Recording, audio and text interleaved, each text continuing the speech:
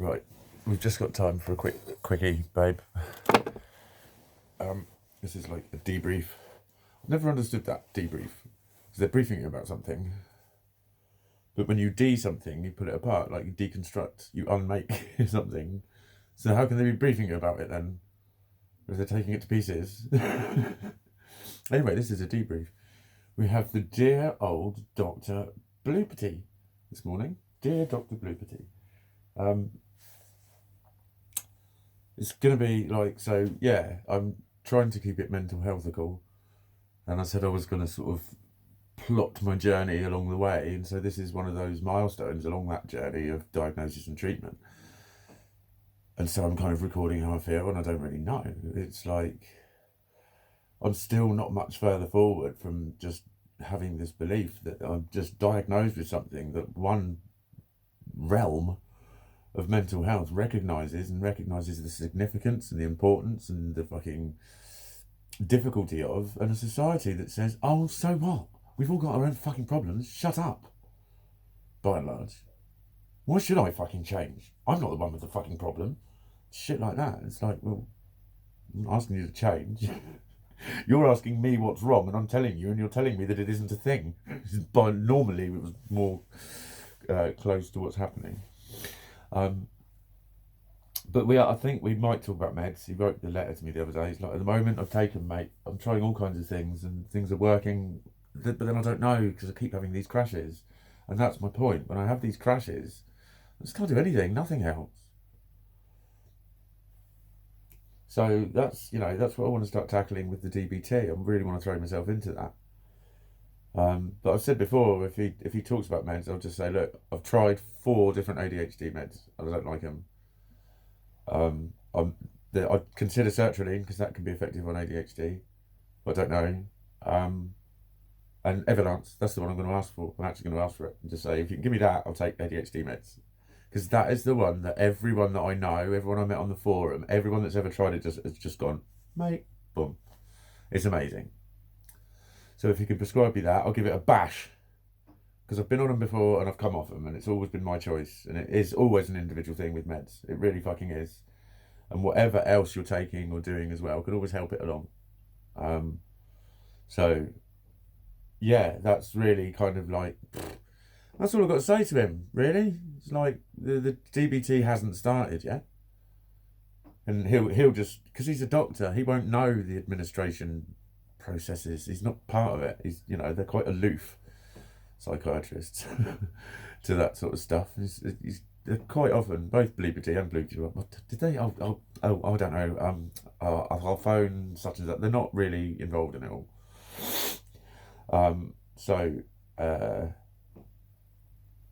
He said it starts, I think it's sometime late February, perhaps March. So I'll just mention to him that I was expecting a letter kind of nowish, maybe. That's as far as I got with it. So if he did give me meds today, it might be a good idea to have them in place before I start the DBT. His rationale was the intensity of the course. It is, a lot of people say it's quite intense. So he said in terms of that, we might introduce an ADHD med to deal with that. But then I'm also looking at, but look at how long it's taking me to organise simple tasks still. That is the thing that I have not been able to get away from, no matter how hard I try, no matter how much motivation I have, no matter how hard at it I go with gumption and zest and zeal aplenty and brouhaha and rum tiddly fiddly dee and all that shit. And then it's like, right, sorted, done that, it's 4 o'clock. Oh, I've done fuck all then. That is what's making me so goddamn ineffectual, and that is really contributing to my fucking mood.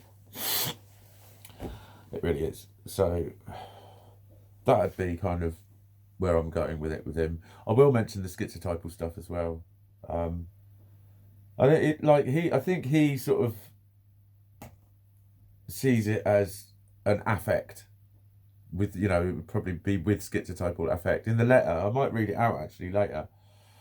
But he mentions schizotypal, but he never actually says I agree. What he says is a personality disorder is very likely and stuff like that. And he believes it to be schizotype. It's not actually what he said to me. What he said to me was, if you like it, keep it. He discussed it as a thing. And, you know, it was one of those where I said, it's literally, I'd not even looked it up until the day I got that graph. And then I just read all of these fucking whoppingly accurate statements about me and the kind of things that go on for me. And it was like, oh my God, that is me. And, you know, my favourite human knows me better than most humans on the planet. And when I said it to her, she just laughed. It's fucking so you. It's so fucking you. Do you know what I mean? That's just someone who just knows me. He's just known me as a very close friend for a lot of years. So, yeah, I don't quite know where we're going to go with that one. It'll just hang around, maybe. He's, like most doctors are, you know, there's a common belief within the mental health services that they're just farting out diagnoses willy-nilly and, oh, look, there's another load of money, there's another load of money. Well, that's not been my experience, mate, actually. There's always been a reluctance to use meds. There's a reluctance to diagnose. They double-check everything. Like I say, when on my actual diagnosis day, he fucking grilled me. He said, so what you're saying, you know, when I mentioned the thing about the small amygdala, he said, so that's what you're saying, all your problems in your life are caused by the fact you've got a small amygdala. Quite pressing fucking questions. They will give it to you quite fucking hard. And, you know, sometimes you see people shouting and screaming about mental health services, and it's like, that's why they do it. Because if you run away screaming, you're probably not that ill. I think it's about the way you respond to that grilling. I really do. I think that's how they diagnose you. If you can just hold your guns and say, no, I'm not sensationalizing it, actually, and then just give it back to them, plain as day, what's going on. That's what anyone needs to do. If you are convinced you've got a diagnosis and you are angry and you are frustrated, you need to can that shit when you're in there. You need to write down, all right, here's some advice for you. You need to write down how it affects your life and how that affects your health. That's what you need to do. So you can look at your ability to work, you can look at your ability to make meals and feed yourself, your ability to socialise, your ability to look after yourself, brush your teeth, shower regularly, keep all your clothes washed, always have clean clothes available, be able to make plans, keep appointments, be able to answer the phone, be able to walk with your head held high, all that sort of stuff. How does it affect your life? That's what they need to know. They don't need to know, I've got it because my mum says so, and I'm really struggling and you don't care. Because if you start shouting, you'll just look angry and you'll look like you're trying to look for a diagnosis. Do you know that's in the ICD-10? The ICD-10 being the list of, I don't even know if it's called that anymore, ICD. It's the fucking, what is it? The something core of diagnoses. I can't even remember what it's called. But yeah, there's a code, and there's a code for continually accessing services as a mental health issue. And there's a code for seeking diagnosis. It's like, it gets to a point where it is really similar to hypochondria, really. So it can be it can be part of a picture of an unsettled mental health picture, but then not necessarily a diagnosis. As such, where you would get a stamp. Like, I've got an official stamp. But yeah, I've got 2 official stamps. And 1 semi-official stamp. But anyway, so like I will do a debrief. Is the debrief the one that comes before or afterwards? I can't even remember. I just remember that they always used to have it at uni after you'd done a placement. And it just never made sense to me why it was called a debrief. D what? What are you D'ing? You're briefing us. But I don't know why it's called that. It's a mystery to me. A mystery that I will leave floating out there in the sands of time. Because my little mate's arrived, haven't you, dude? Hello. Good morning, Gizmo. He's been out and about. He's been out for quite a while, actually. He must have been exploring. And now he's come home, just as I'm going to fuck off out, mate. So you got the place to yourself, I'm afraid.